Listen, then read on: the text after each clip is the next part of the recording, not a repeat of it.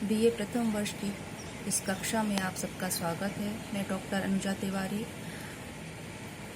किराता जूनियम के संबंध में कुछ आधारभूत जानकारी देने के लिए उपस्थित हुई हूँ। किराता जूनियम महाकवि भारवी की एकमात्र रचना है जिसके कारण उन्होंने प्रसिद्धि प्राप्त करी। इनकी कोई अन्य रचना हमें प्राप्त नहीं होती है। महाकवि भारवी का दामोदर नाम कहा जाता है कि भारवी उनकी उपाधि थी और इनका वास्तविक नाम दामोदर था। ऐसा माना जाता है दाक्षिणात्य अर्थात दक्षिण प्रदेश से संबंधित थे, वहाँ के रहने वाले थे।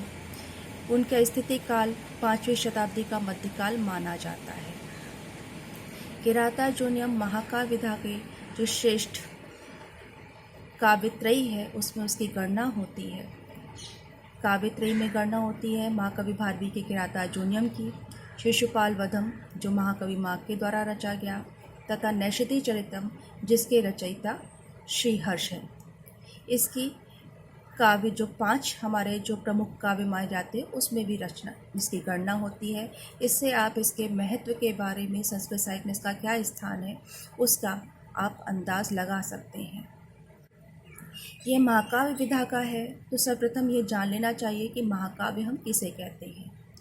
महाकाव्य अर्थात जो महान काव्य या जिसे हम कलेवर की दृष्टि से विस्तृत काव्य कह सकते हैं। इसके लक्षण के संबंध में हमारे आचार्यों का कथन है कि महाकाव्य को सर्गबद्ध होना चाहिए, उसमें एक नायक होना चाहिए, उसका जो घटनाक्रम है वो कोई विश्वस्त सूत्र से होना चाहिए। यहाँ ये बात स्पष्ट करना चाहूँगी कि महाभारत और रामायण ये 2 ऐसे महाकाव्य हैं, आदि काव्य जिन्हें हम कहते हैं, जो परवर्ती साहित्य के विकास में सहायक हुए। अर्थात जितना भी संस्कृत साहित्य हमें का विकास हमें मिलता है, जो अधिकांश काव्य मिलते हैं, उनका कथानक इसी से लिया गया है।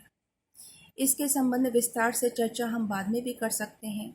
यहाँ ये बता दें कि इनका समय 5वीं शती का मध्यकाल माना जाता है और ऐसा कहा जाता है कि दंडी इनके प्रपितामह थे। अर्थात महाकवि दंडी जिनका संस्कृत साहित्य में अप्रतिम स्थान है, दंडिना पदलालित्यम कहा जाता है, वो इनके प्रपौत्र थे अर्थात पड़पौत्र थे।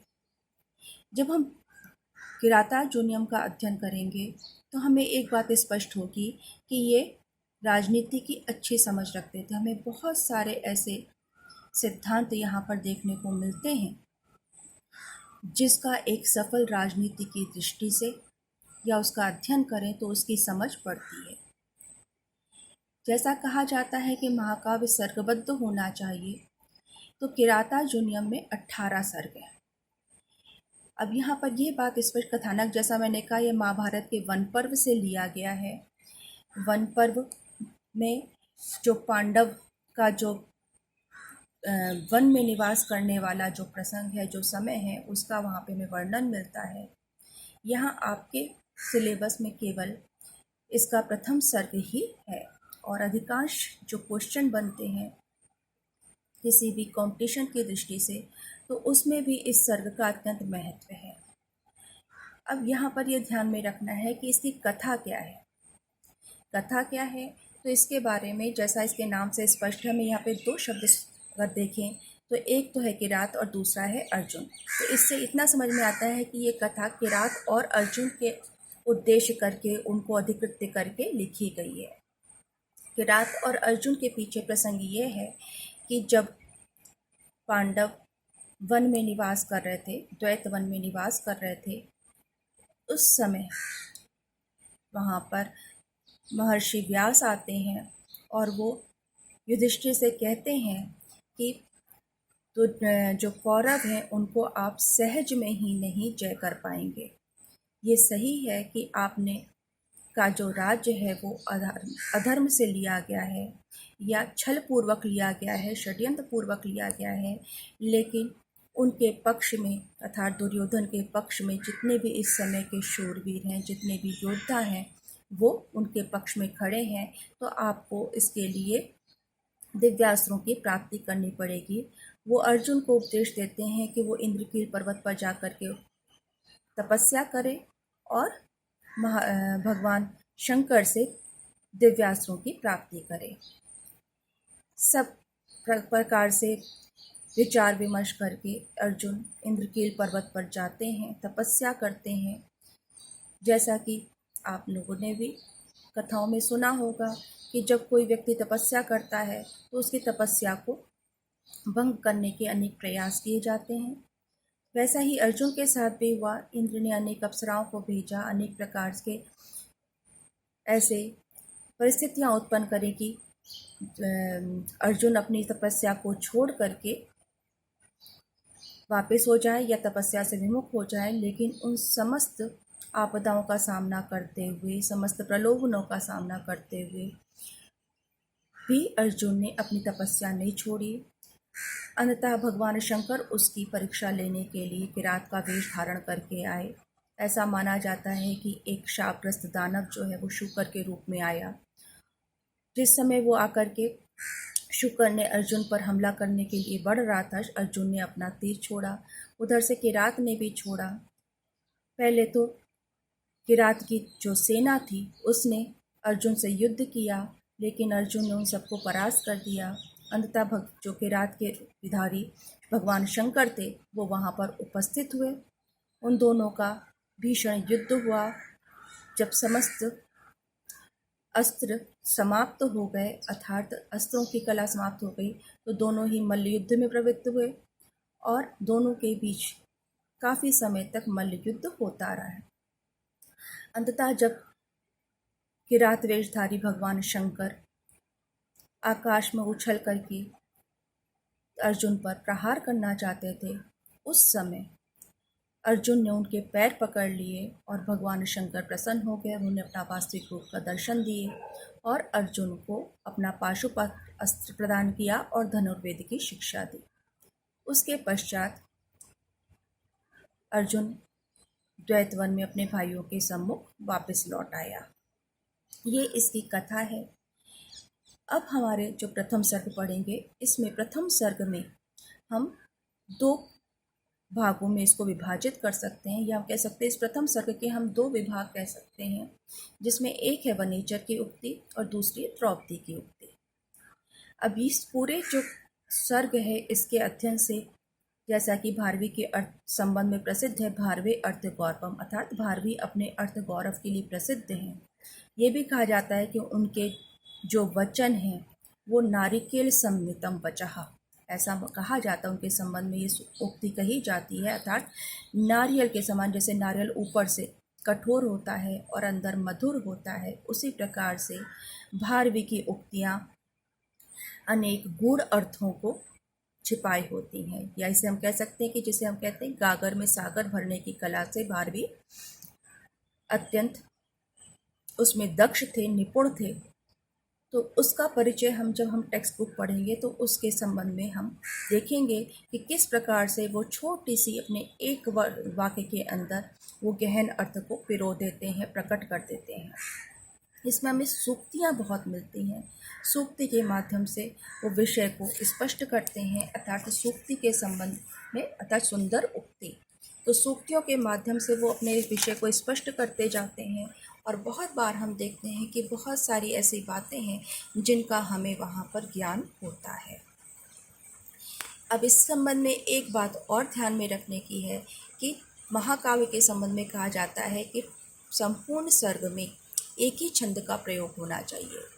तो इस प्रथम सर्ग में वंशस्थ छंद का प्रयोग किया गया है और सर्ग के अंत में छंद का परिवर्तन मिलता है।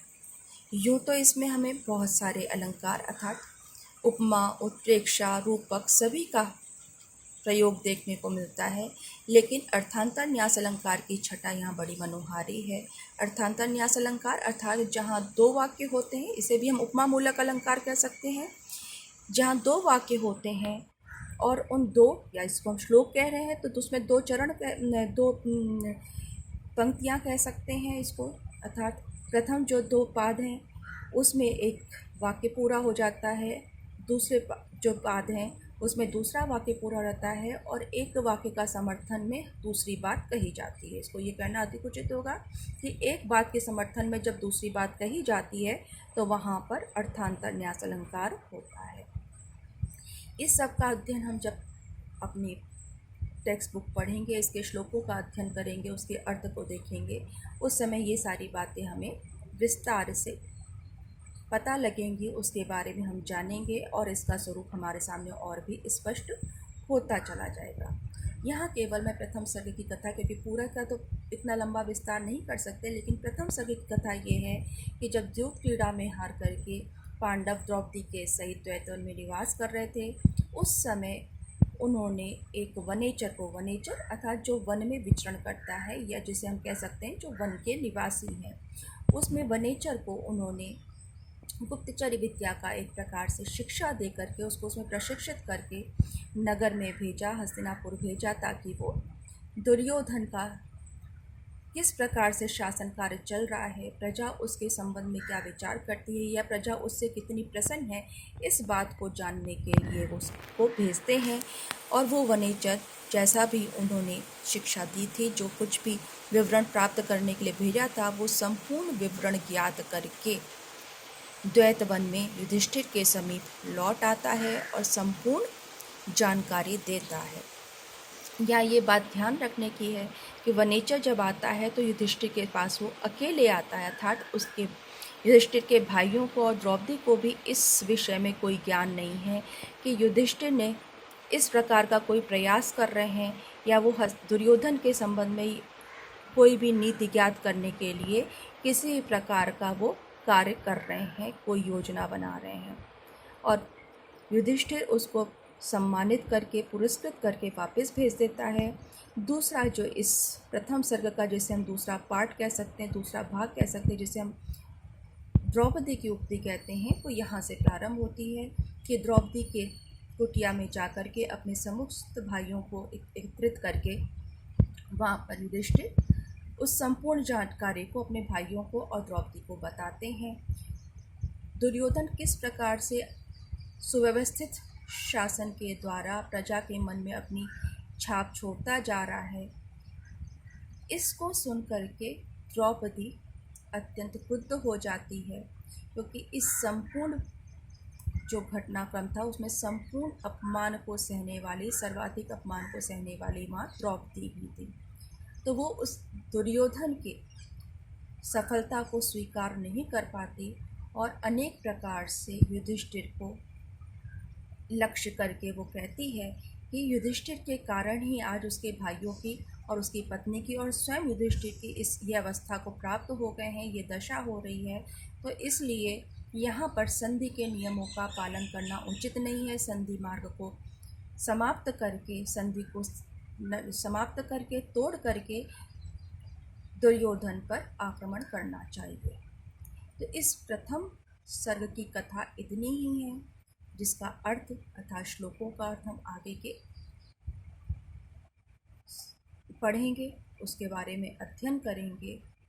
लेकिन इस पूरे सर्ग में एक बात स्पष्ट हो जाती है, जिसे हमने पहले भी कहा कि यहाँ पर भारवी के राजनीति विषय ज्ञान का हमें परिचय मिलता है कि किस प्रकार से राजा को कार्य करना चाहिए कि उसके साथ जो रह रहे हैं, उसकी पत्नी है, उसके जो भाई हैं, बंधु हैं, उनको भी उसकी नीति की जानकारी ना हो। प्रथम हमें पाठ यही पढ़ने को मिलता है।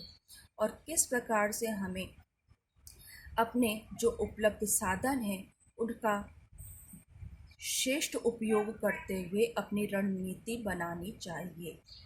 इन सब बातों का हमें यहाँ पर परिचय मिलता है, हमें शिक्षा मिलती है और हम इसको आगे के जब श्लोकों का अध्ययन करेंगे, पढ़ेंगे, तो वो परत दर परत वो बातें हमारे सामने स्पष्ट होती चली जाएंगी।